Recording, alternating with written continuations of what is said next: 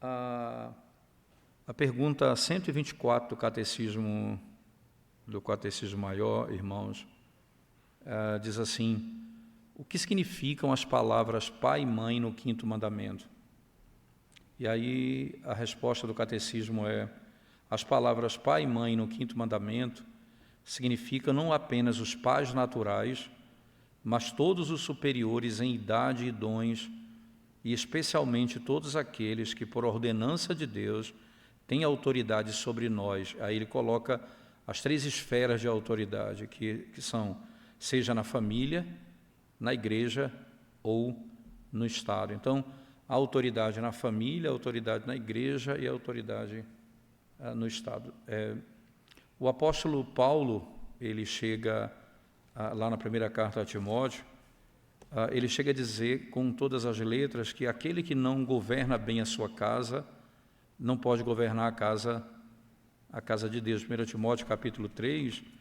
Então, há um elemento importante em que a esfera da família e o governo que o indivíduo exerce sobre sua casa vai também projetá-lo para as outras esferas, né?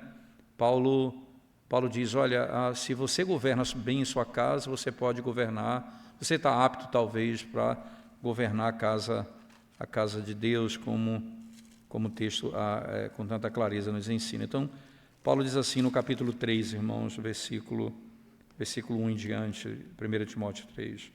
Fiel é a palavra, se alguém aspira ao episcopado, excelente obra almeja.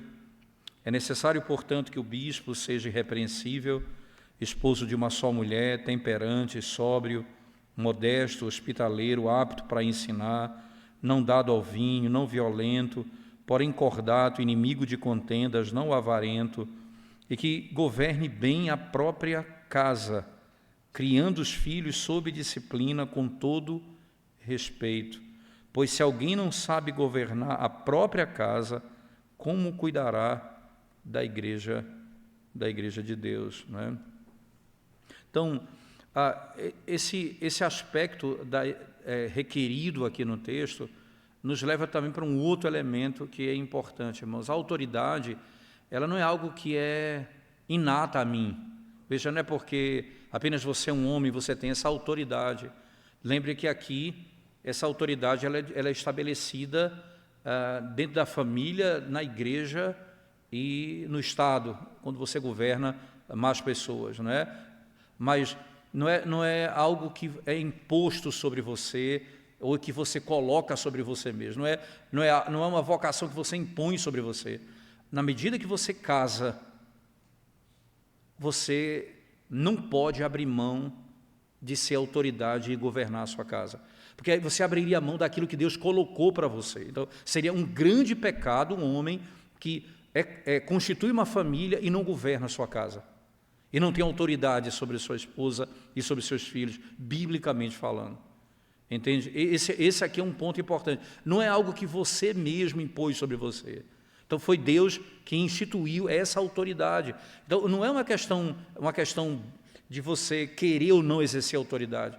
Se você não exercer, você está pecando contra Deus. E você não ama a sua esposa, você não ama os seus filhos, porque a tua autoridade biblicamente exercida protegerá a tua casa, tua esposa e teus filhos. É isso que é necessário entender.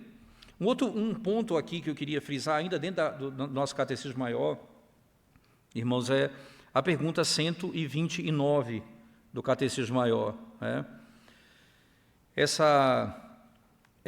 Desculpa, 128, ela é mais claro aqui, a pergunta 128 do Catecismo Maior, que é ainda dentro do quinto mandamento, tá certo? Ainda dentro do quinto mandamento.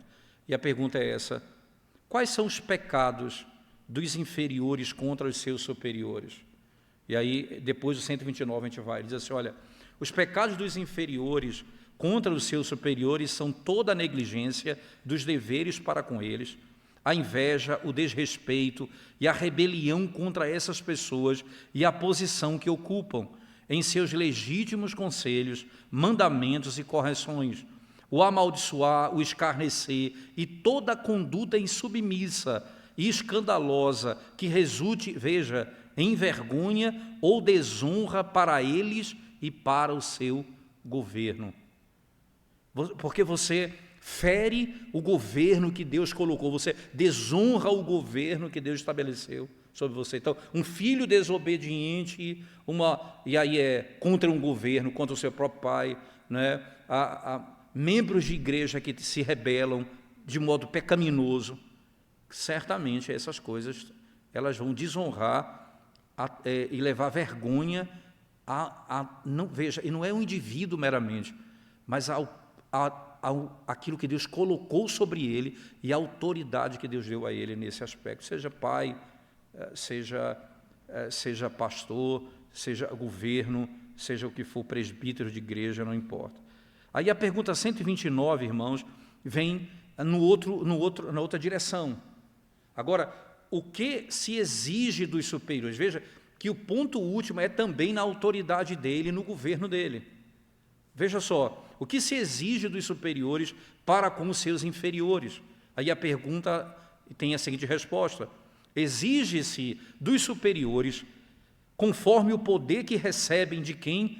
De Deus, perceba, recebem de Deus, e a posição em que se acham, que amem seus inferiores, orem por eles e os abençoem, e os instruam, aconselhem e admoestem, que aprovem, encorajem e recompensem os que praticam o bem e reprovem, desencorajem, punam os que praticam o mal, que os protejam e supram-lhes tudo o que for necessário à alma e ao corpo, e que por um proceder sério, aí vem agora aquilo que é a autoridade do indivíduo, e que por um proceder sério, sábio e exemplar, busquem a glória de Deus e a honra para si mesmos, preservando assim a autoridade que Deus pôs sobre eles. Nós, como líderes, muitas vezes perdemos a autoridade que Deus colocou sobre nós. Então, não fazer aquilo que Deus ordena, irmãos, é colocar em risco a autoridade que Deus deu a você para exercer o seu governo, e biblicamente.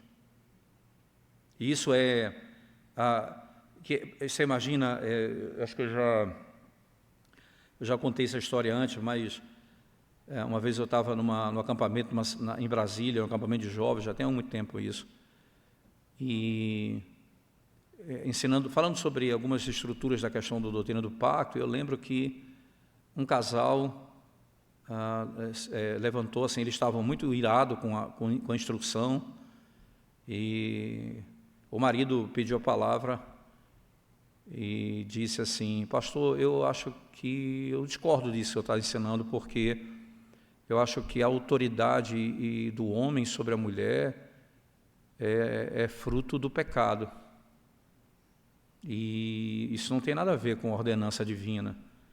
Então, por exemplo, no dia do meu casamento, no dia do nosso casamento, ele se voltou para ela e disse: eu prometi quebrar a maldição. Que maldição? Eu disse assim: no dia do meu casamento eu disse para todo mundo que eu ia ser submisso a ela, não ela a mim.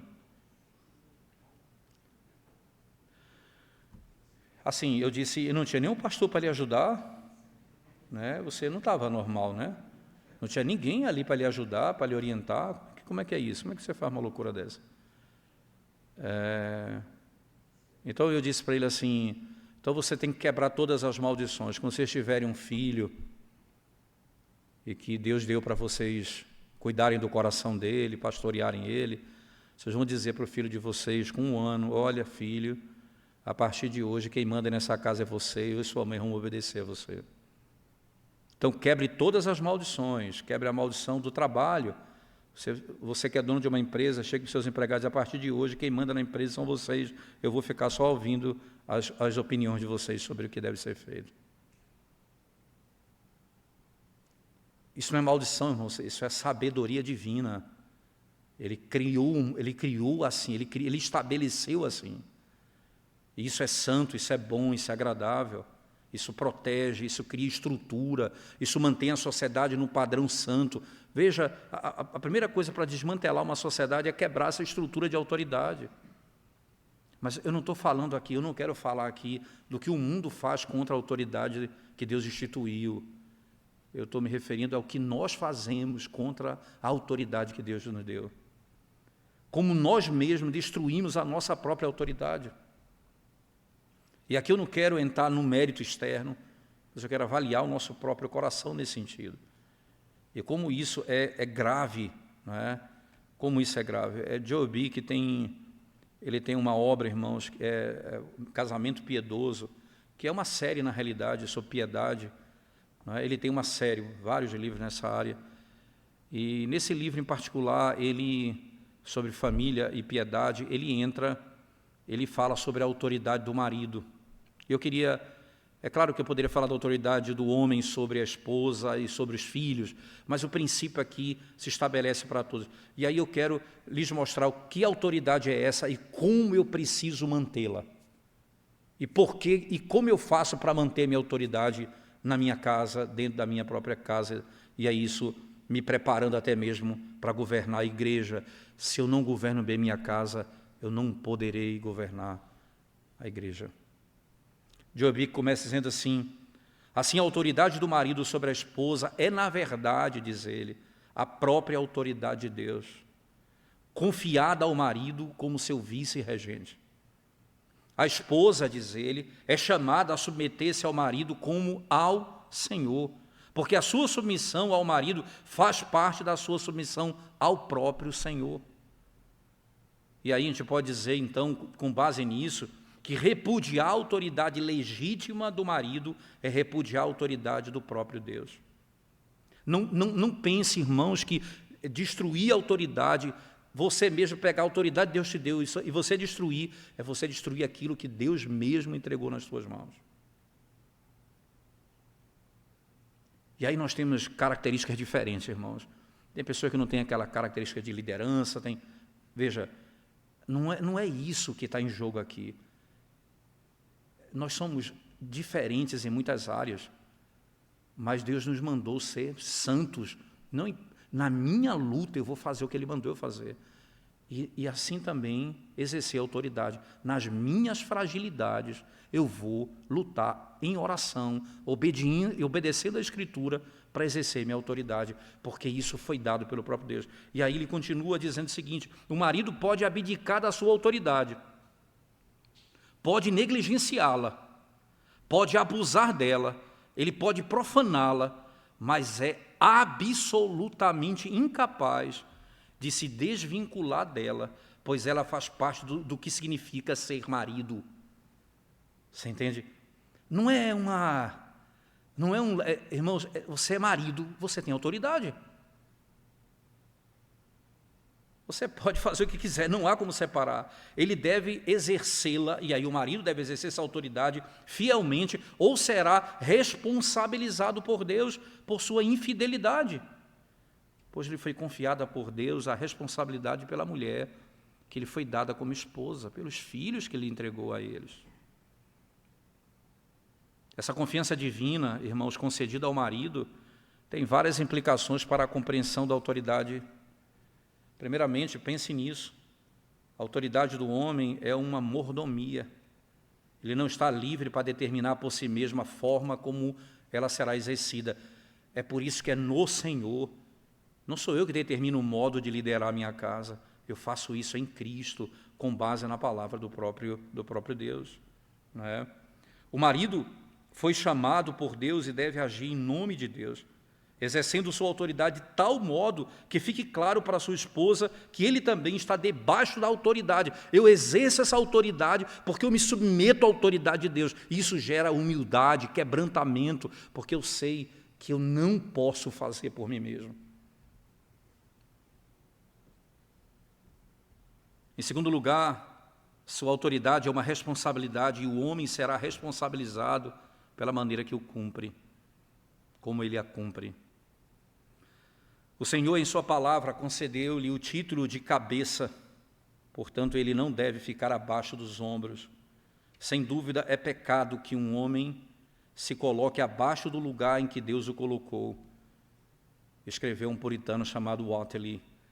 No dia do juízo, diz esse mesmo puritano, quando o marido se apresentar diante de Deus para prestar conta dos talentos que lhes foram confiados, uma grande parte, se não a maior, de sua prestação de contas será a maneira como se conduziu como cabeça de sua esposa e como pai de seus filhos. Chama a minha atenção, e deve chamar a sua também, é que no texto de Timóteo que nós lemos, a parte da informação, apto para o ensino, todas as outras exigências desse homem diz respeito à sua qualificação dentro da sua casa e dentro da sociedade. É de chamar a atenção, literalmente, é de chamar a atenção. Ele ainda continua em terceiro lugar, sua autoridade é uma confiança recebida do próprio Deus, já falamos isso, mas não custa enfatizar. Deus lhe confiou um de seus filhos. Irmãos, veja a imagem. Deus lhe confiou um de seus filhos como esposa e o autorizou a protegê-la, provê-la e guiá-la. Ele entregou essa moça, essa mulher, nas tuas mãos, e que é filha comprada pelo sangue dele, e diz, proteja, cuide dela, supra as suas necessidades.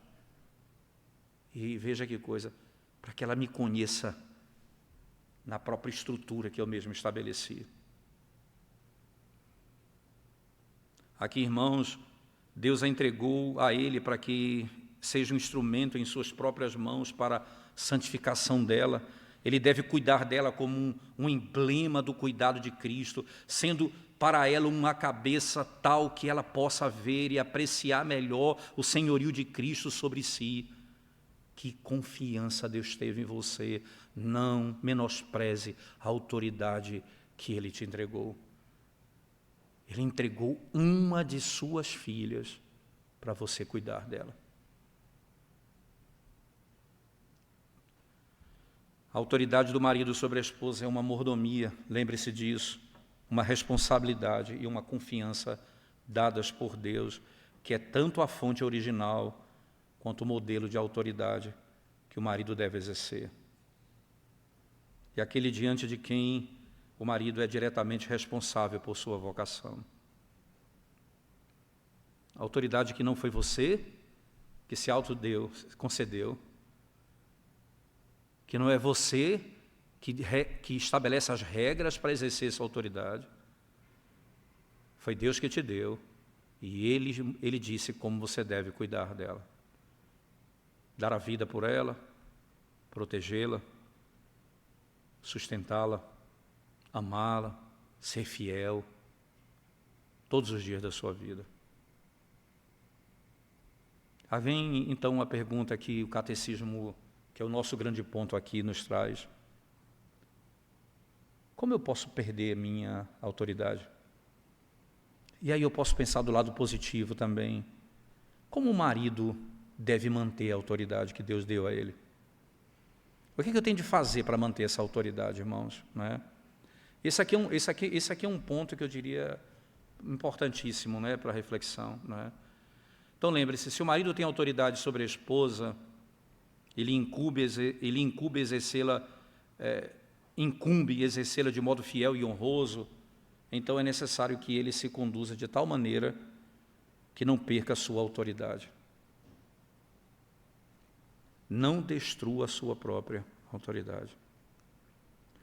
Não que você possa perder diante de Deus a sua autoridade, mas ele pode perdê-la diante de sua esposa, fazendo com que ela a despreze. Se o marido deixa de portar-se como deve, pode perder o respeito, a estima e a disposição de sua esposa em submeter-se à sua liderança. Se ele se comporta como um tolo, ela o desprezará e se considerará mais sábia e melhor do que ele. Se ele se comporta como um monstro, igualmente o desprezará. E ainda que ela possa escolher encolher-se em sua presença, esse temor servil não é a submissão que dela requer, nem algo que lhe seja benéfico. É necessário compreender como o marido deve portar-se como cabeça a fim de manter a autoridade que lhe foi confiada. Não foi dada, a autoridade não é sua, nós já sabemos disso, foi Deus que te deu. Mas ele disse que eu preciso mantê-la. Eu preciso manter a autoridade. E essa autoridade não é alteração de voz, não é gritaria. Ela envolve caráter, comportamento, o modo de viver, até nas faltas, o reconhecimento delas, o perdão, a confissão de pecados. Um modelo de vida que torna facilmente os outros submissos e que pode ser um exemplo de fato. Um exemplo de fato. Um teólogo disse: o marido que deseja preservar o quinhão de sua própria honra deve estabelecer como seu princípio o seguinte: não permitas que tua esposa te despreze, pois se uma vez o coração da mulher despreza o marido, toda a estrutura do casamento se desfaz. Engraçado, quando Paulo escreve lá eu digo engraçado porque esse é um tema impressionante. Você pega o capítulo 5 de Efésios, a partir do verso 22 em diante, quando ele fala: marido, ame a sua esposa como Cristo amou a igreja, mulher, seja submissa ao marido como a igreja é a Cristo. Aí, no finalzinho do capítulo 5, irmãos, literalmente no finalzinho do capítulo 5, você tem o resumo do que cada um deve ao outro. E ele diz assim, Efésios 5, no verso 33, ele diz assim: não obstante, vós, cada um, veja, não obstante vós, cada um de per si, também ame a própria esposa como a si mesmo, e a esposa faça o quê? Respeite ao marido. Ele não diz assim, seja submissa, como ele tem discursando anteriormente. Respeite o seu marido. Isso é um ponto importantíssimo, né? 1 Pedro 3,7, irmãos, né? Ele vai nos ensinar que a manutenção da autoridade do marido começa com o fato dele viver com a esposa como um homem entendido, com entendimento, segundo o conhecimento, o que corresponde ao dever de submissão exigido da esposa. Assim como ela deve viver com ele de modo submisso, ele deve viver com ela de modo sábio e compreensivo. Sábio e compreensivo. O marido deve comportar-se de tal maneira que de modo suave imprima no espírito de sua esposa um devido amor reverente e estima por sua pessoa e por sua condição de cabeça, em razão das virtudes de um marido, um homem tal que possa satisfazê-la como um guia adequado de sua vida, por sua gravidade, firmeza e prudência em sua conduta, de modo que o coração dela lhe diga em segredo: meu marido é de fato um homem de entendimento. Ela diz lá no íntimo, ela não precisa estar falando para os outros, ela diz lá no íntimo, de coração: meu marido é um homem sábio. Isso eu não tenho como aprender por mim mesmo, irmãos. É impossível exercer essa autoridade sem estar diante do Senhor, sem suplicar o favor dEle, sem conhecer a sua palavra e a sua vontade. É impossível para mim. Ora, se nós queremos formar uma liderança de fato, comece governando o que Deus colocou nas suas mãos. Comece governando o que Deus colocou nas tuas mãos.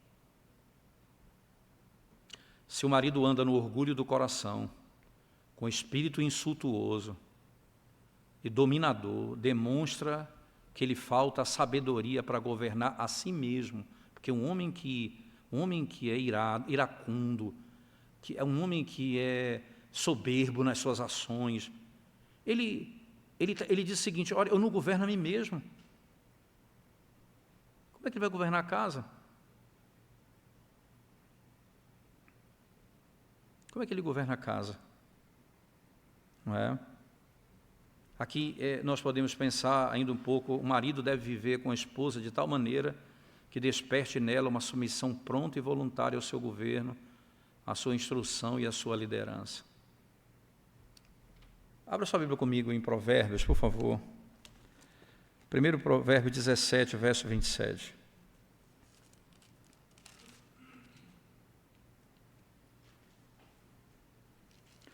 (17 a 27) diz assim: quem retém as palavras possui o conhecimento, e o sereno de espírito é homem de inteligência. Quem retém, veja, não é quem fala, irmãos, é quem sabe falar. Quem retém as palavras possui o conhecimento, e o sereno de espírito é homem de inteligência. Ora, no Provérbio 16, verso 32, um dos provérbios que mais lidam com a minha própria natureza, né? Ele lida com a minha natureza muito diretamente. E acho que com todos nós eu penso, ele diz assim: melhor é o longânimo do que o herói de guerra, o que domina o seu espírito do que toma uma cidade. Em outras palavras, dominar uma cidade não é tão grandioso do que governar o próprio espírito, os desejos do próprio coração. Então, como é que ele vai governar? Como é que um homem deve manter a sua autoridade? Primeiro, irmãos, ele deve renunciar à sua própria sabedoria. Se ele é um homem de entendimento e sabedoria, então a primeira coisa, ele vai renunciar à própria sabedoria e vai humilhar-se diante de Deus, reconhecendo a sua incapacidade e insuficiências naturais para conduzir o casamento de modo honroso diante de Deus. É um princípio claro, a minha própria inabilidade para fazê-lo. Não é? Deve confessar a falência de sua própria sabedoria. Mesmo em Provérbios, no capítulo 30, no verso 2, veja, Provérbios 30, verso 2, o sábio Salomão diz: porque sou demasiadamente estúpido para ser homem, não tenho inteligência de homem. As deficiências e desproporções de suas habilidades para ser marido, isso deve ser, veja, isso que eu sou, eu preciso declarar isso, eu sou incapaz dessas coisas, não é? E aí eu me volto para o Senhor, eu me volto a Ele em busca da sabedoria dEle. Considere como isso o tornará mais amado por sua esposa. Não se submeterá a ela com mais prontidão e alegria a um homem que vê depender inteiramente de Deus para guiá-la como sua cabeça? Um homem que não depende de si mesmo, mas de Deus para fazer aquilo que é para ser feito? Um homem que recusa literalmente a seguir a própria sabedoria no próprio casamento e antes busca no Senhor a graça para cumprir tão grande responsabilidade e mordomia sobre ela. Então esse governo primeiramente é feito de renúncia. Eu renuncio à minha própria sabedoria e me submeto à sabedoria de Deus, como é escrito na palavra. Mas não apenas isso, irmãos, eu devo me submeter à cabeça de Cristo, Cristo como cabeça da igreja, não é? E é importante, deve compreender que ele também está debaixo de autoridade. Então, a primeira coisa que o homem precisa deixar claro é que ele está submisso ao próprio Cristo. Imagina, irmãos, isso na prática, no dia a dia. Não é minha autoridade imposta, eu faço isso porque Cristo me ordena fazê-lo, e é necessário que eu faça. Eu preciso exercer isso como Deus requer. Senão a coisa não caminha, não é? 1 Pedro 3,7, o apóstolo Pedro diz assim, abra sua Bíblia comigo, por favor, irmãos, 1 Pedro, capítulo 3, verso 7, ele diz: maridos, vós igualmente vivei a vida comum do lar, com discernimento e tendo consideração para com a vossa mulher como parte mais frágil, tratai-a com dignidade, porque sois juntamente herdeiros da mesma graça de vida, para que não se interrompam as vossas orações. Embora seja o cabeça de sua esposa, ele é também servo de Cristo. Sua esposa é sua igual. Como igual? Qual o ponto aqui de igualdade, irmãos? Ele diz, tratai-a com dignidade, sabe por quê? Porque sois juntamente herdeiros da mesma graça de vida. Isso não tornará o jugo do casamento leve para a esposa, quando ela vê que o marido carrega o mesmo jugo de submissão a Cristo. Se ele não faz, ele está pronto para perder a sua autoridade. Em terceiro lugar, ele não deve negligenciar as responsabilidades do casamento em favor de seus privilégios. Não pode fazê-lo, irmãos. Eu devo ser grato pela bênção do matrimônio e pelos muitos confortos e honras que Deus nos concede no matrimônio, mas eu devo me dedicar com zelo aos deveres que me são impostos como homem. Nesse aspecto, a promoção do bem espiritual de sua esposa é que está em jogo aqui. Quantas vezes você não vai estar disposto a fazer o que deve ser feito, mas precisa fazê-lo.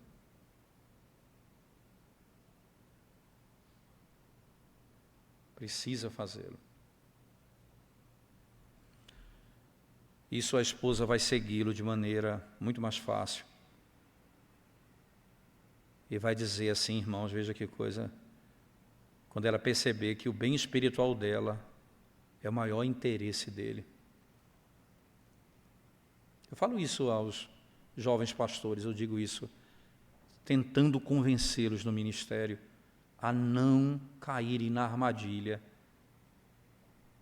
de serem os baluartes da verdade a despeito do amor pela igreja.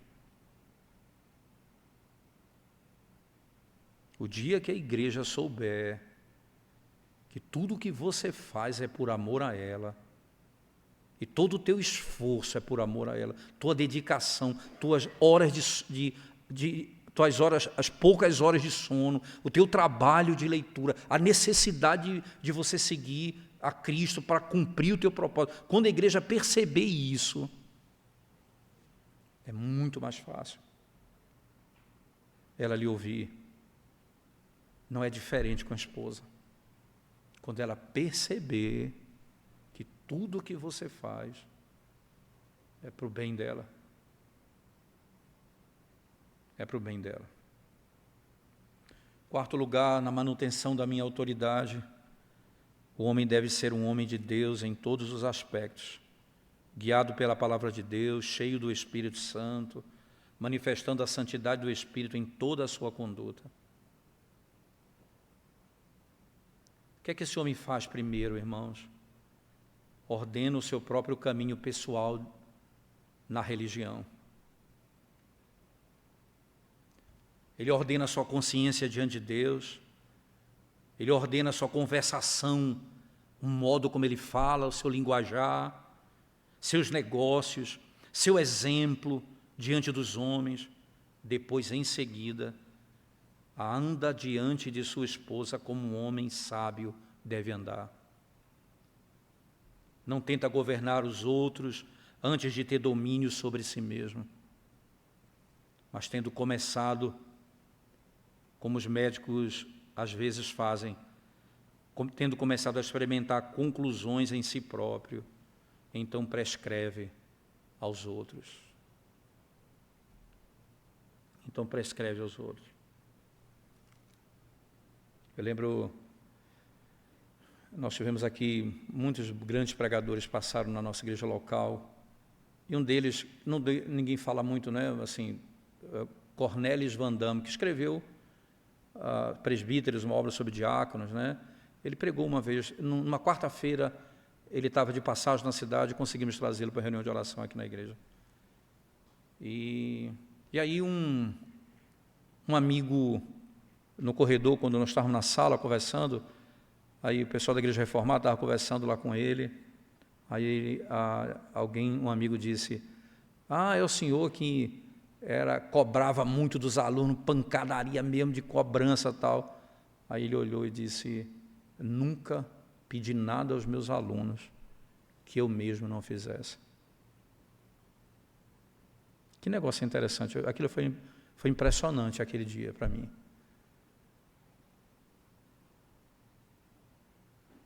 Eu nunca pedi nada que eu mesmo não fizesse.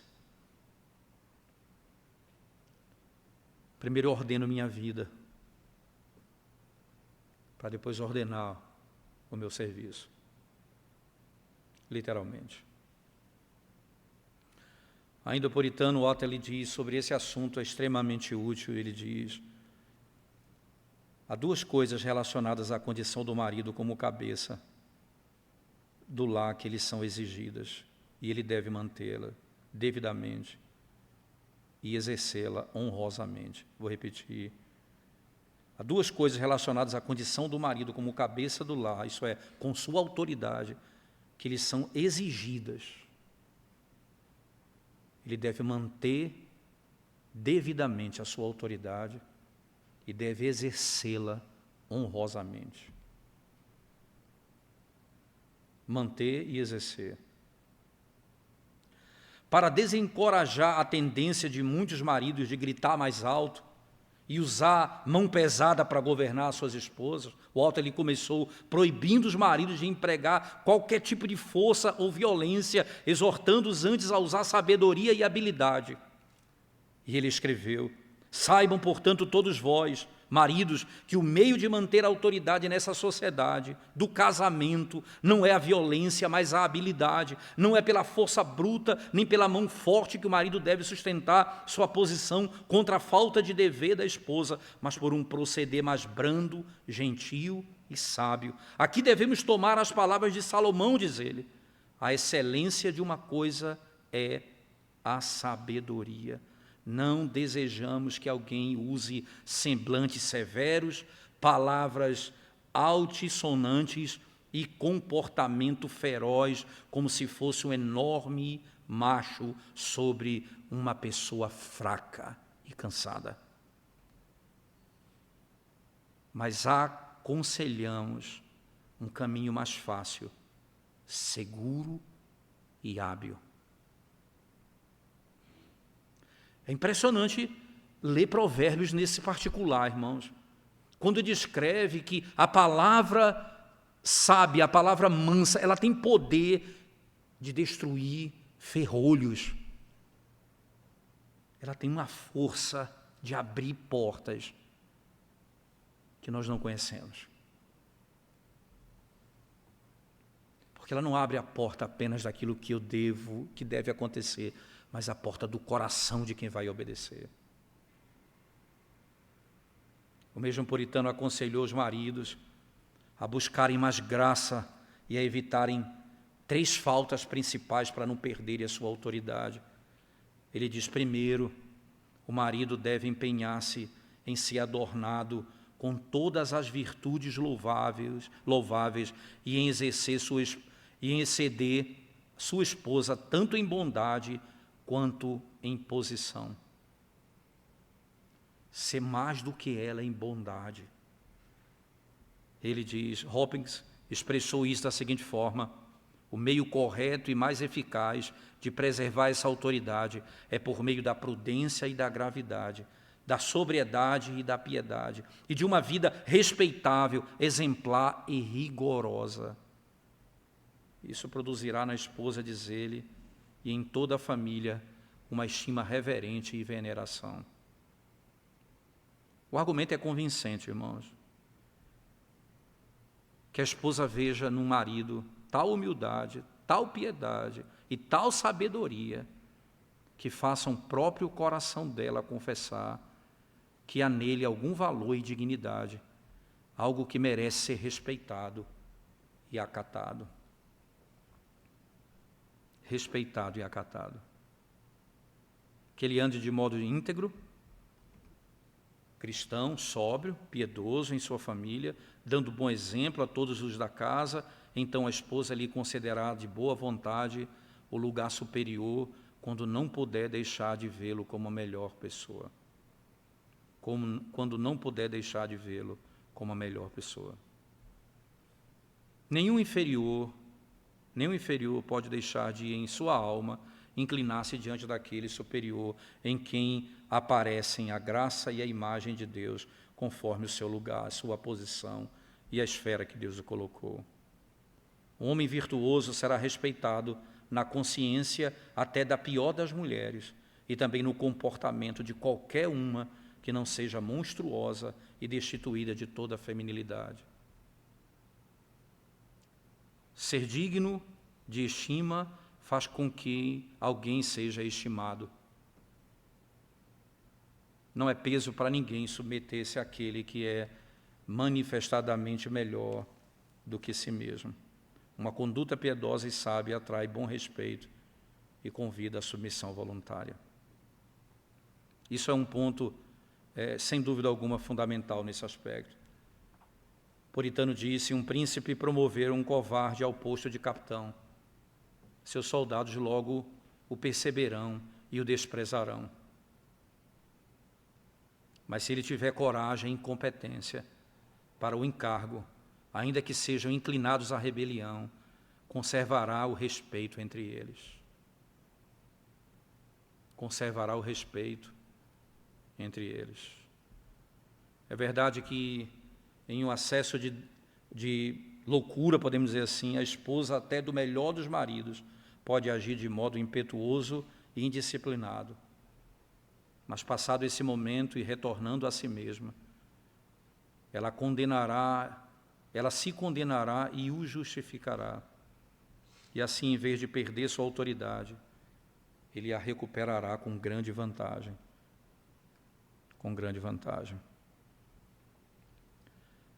Precisamos estar certos, irmãos, nós que estamos na luta para a formação de uma liderança. Deus colocou vocês, na maioria de vocês aqui, como maridos. Exerçam isso. Exerçam isso. Com a autoridade que Deus lhe deu, segundo o padrão que Deus estabeleceu. E não percam.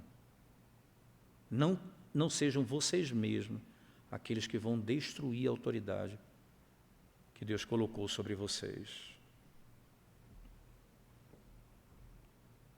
E aí, é impossível esse homem não ser um homem de oração, irmãos. É impossível esse homem não ser um homem de oração. Esse marido é aquele que vai buscar mais graça de Deus sempre, para andar fielmente como marido, e assim glorificar o Senhor no meio da sua casa. É certo que o Senhor requer a submissão da mulher, independentemente de quão bem ou fielmente ele se conduza como cabeça. Contudo, deve ser o desejo do marido tornar essa submissão fácil, andando de modo digno dela e fiel no exercício de sua função. Um outro puritano disse, irmãos, que esse marido deve empenhar-se para que sua esposa não apenas se submeta a ele externamente, mas em espírito e com alegria, assim como a igreja deve submeter-se a Cristo, não apenas externamente, mas de coração. Majestade, autoridade e venerabilidade, disse esse puritano, não são de modo algum mais diminuídas ou mais rapidamente perdidas no marido do que por comportamento leviano, indignidade pessoal ou porte indigno em sua posição. Vou repetir, não há nada mais fácil de perder a autoridade do que nesse tipo de comportamento, leviandade, indignidade pessoal, ou portar-se de modo indigno da posição que Deus lhe deu. Ao passo que o verdadeiro valor, A bondade e a graça resplandecendo de dentro gera uma reverência mais amorosa e um amor mais reverente que todas as formas exteriores de pompa. Voltando ao Watt, ele ainda diz: o marido deve evitar abandonar 3 males vergonhosos. Veja, o marido deve evitar e abandonar 3 males vergonhosos que sempre fazem o homem parecer baixo e vil aos olhos dos outros. Quais são? Amargura, prodigalidade ou falta de economia e leviandade. Amargura, prodigalidade e leviandade. Vamos pensar então no primeiro desses males. Colossenses 3,19, o apóstolo Paulo diz assim, Paulo diz em Colossenses 3, verso 19.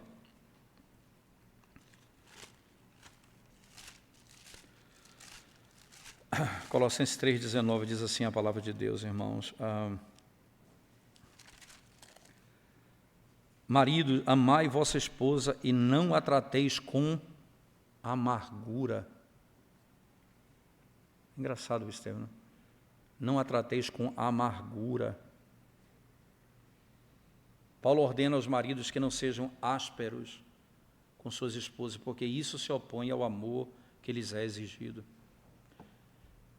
Ele jamais deve imaginar que uma insolência rude ou uma amargura contínua seja o meio de manter ou exercer corretamente sua autoridade.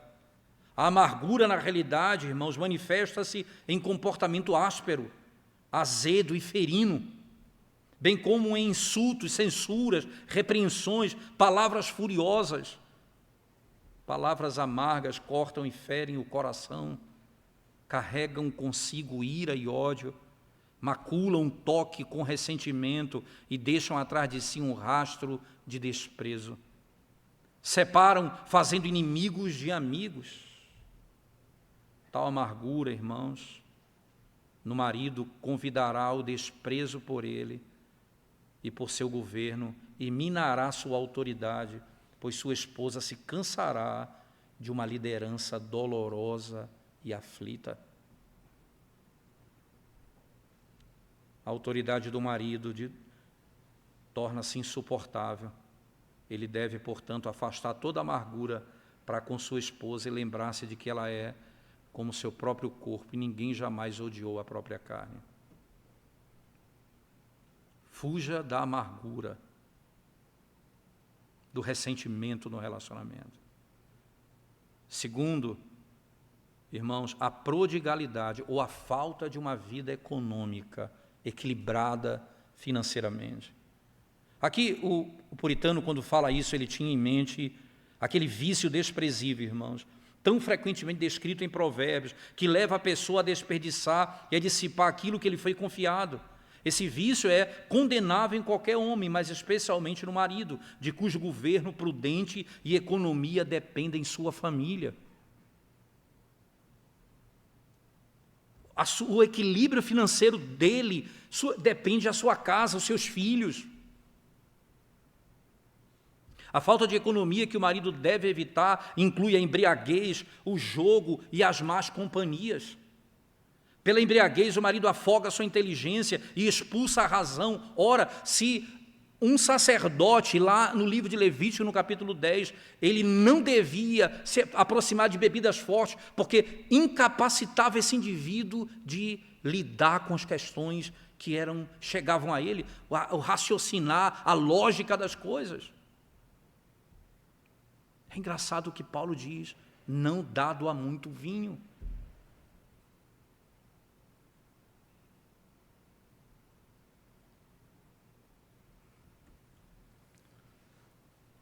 Pela embriaguez, ele afoga a sua inteligência, expulsa a razão, obscurece a própria mente e embaça a sua visão do caminho que a Escritura lhe traçou.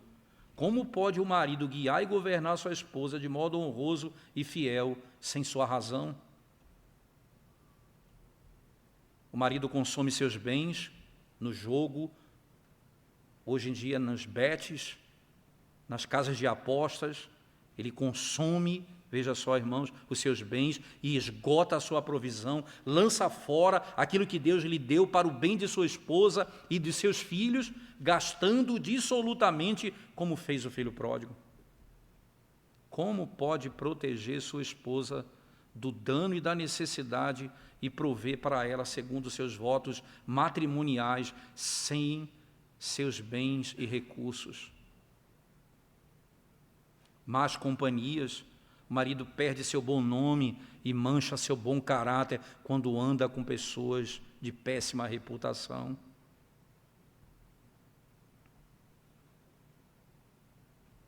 Nós devemos fugir disso. Ao acolher seus conselhos no coração e na mente desses ímpios, logo estará tão convencido de seus caminhos e valores que se acomodará confortavelmente em suas veredas. Como pode o marido instruir sua esposa no bem ou corrigir suas ações mais quando seu juízo está obscurecido, sua consciência cauterizada, seu caráter destruído e ele mesmo carece de instrução e correção? Os puritanos eles batiam tão pesado nessa coisa de jogos e bebidas, no sentido, irmãos, da embriaguez, que tirava o indivíduo do equilíbrio. Ele diz, aquele que segue esse vício, o Otto, ele diz, necessariamente perde de uma só vez sua inteligência, sua riqueza e sua estima. E sua estima. O desprezo, diz ele, vem sobre o homem tão rápido e de modo tão irresistível quanto a pobreza. Desprezo e pobreza.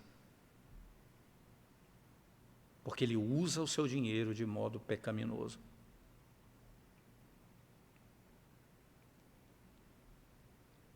Olha, irmãos, a quanto se gasta com bebida? Os valores que nós gastamos com bebida. Imagina isso. Qualquer tipo de bebida. Assim. Estou dizendo que é pecado tomar um vinho, não estou falando nada disso. Estou dizendo uma vida que depende dessas coisas. O tanto de dinheiro que você gasta com essas coisas.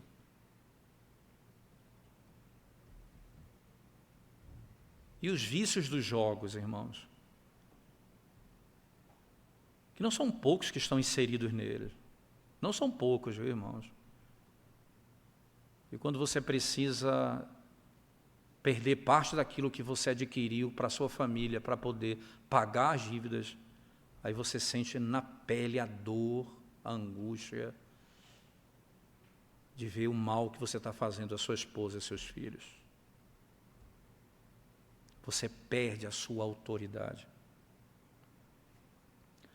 O terceiro e último mal a ser evitado pelo marido é a leviandade. Há um tipo de comportamento pueril, sempre inclinado à diversão e pouco preocupado com o trabalho e as responsabilidades pessoais. Evidentemente, a recreação é autorizada pela Escritura como necessária para o refrigério do corpo e da mente, não há problema algum. Todos necessitamos de tempo para descansar e nos renovar. Contudo, quando a recreação invade o tempo que deveríamos dedicar ao trabalho diário e à boa administração, tornamo-nos culpados desse pecado da leviandade, e isto é, de não levar a sério nossas responsabilidades. Tais homens logo se despojam de sua posição, ainda que ninguém se esforce por miná-las. Ninguém precisa minar a posição desse homem. Ninguém precisa destruir a autoridade dele. Ele mesmo fará. Mas que todo homem piedoso aborreça e lance de si todos esses males, vise e se esforce pela santidade e pelo modo da conduta diante do Senhor, requerido por Ele, para que seja de fato um governante, alguém que exerce a autoridade como dada por Deus.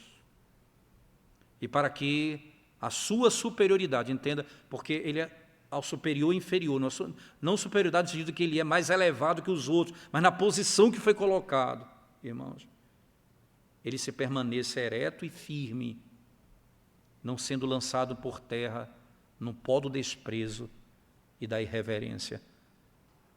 A autoridade dele é lançada no pó do desprezo e da própria irreverência.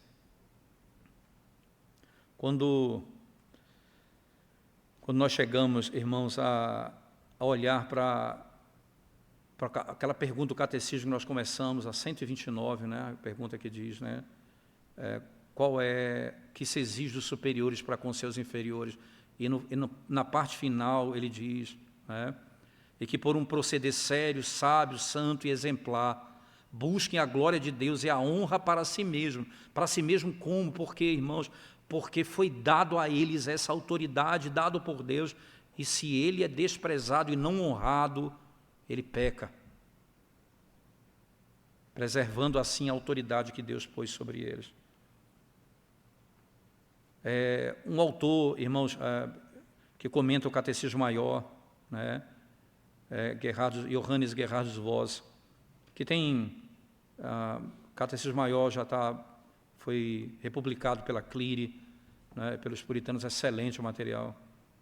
No tópico 8, do comentário que ele faz dessa pergunta, ele diz assim, e eu quero caminhar para a conclusão, olhando para essa realidade.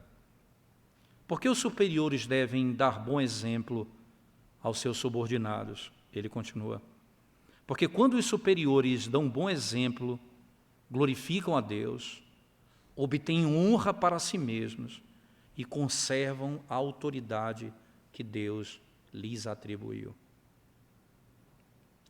Não é preciso dizer que sem um bom e consistente exemplo, aqueles que estão investidos de autoridade não serão respeitados. Nem as suas orientações e conselhos serão atendidos e obedecidos. O representante do governo que transgride a lei não pode influenciar os cidadãos a obedecerem a essa mesma lei. O ministro ou presbítero que transgride o mandamento de Deus também não pode ter uma influência salutar na vida dos membros da igreja. Pais que mentem, dizem palavrões e não têm domínio próprio, de fato não podem ensinar seus filhos a serem verdadeiros, reverentes e comedidos no falar. Nesses casos, deixar de dar bom exemplo pode resultar em desprezo pela autoridade por parte de quem está subordinado a outros, seja na família, seja na igreja, ou seja no Estado. Deixar de dar bom exemplo pode resultar em desprezo pela autoridade por parte de quem está subordinado a outros, seja na família, na igreja ou no Estado. O dia que Deus lhe chamar para um ministério, seja o presbiterato, o diaconato na igreja, o ministério da palavra, o início está aqui, o início está na nossa casa. Está tudo aqui, irmãos. Está tudo aqui. Exerçam o governo da casa de vocês biblicamente. Porque não é só a autoridade sua que vai ser desprezada, mas o Senhor vai ser desonrado. Se o propósito é a glória de Deus, como diz o nosso catecismo, veja, ele diz assim, e que por um proceder sério, sábio, santo e exemplar, busquem a glória de Deus e a honra para si mesmo. Não é apenas, vocês não vão ser apenas desonrados, mas não vai ser dada a glória a Deus. Não será dada a glória a Deus, como deveria ser, literalmente. Ó, meus irmãos, se pudéssemos instruí-los e estar com vocês na casa, andar com vocês no dia a dia, eu lhes diria isso continuamente. Não desprezem o governo que Deus já colocou na casa e na mão de vocês. Sua esposa, seus filhos. Você que deseja casar, não abandone esses princípios.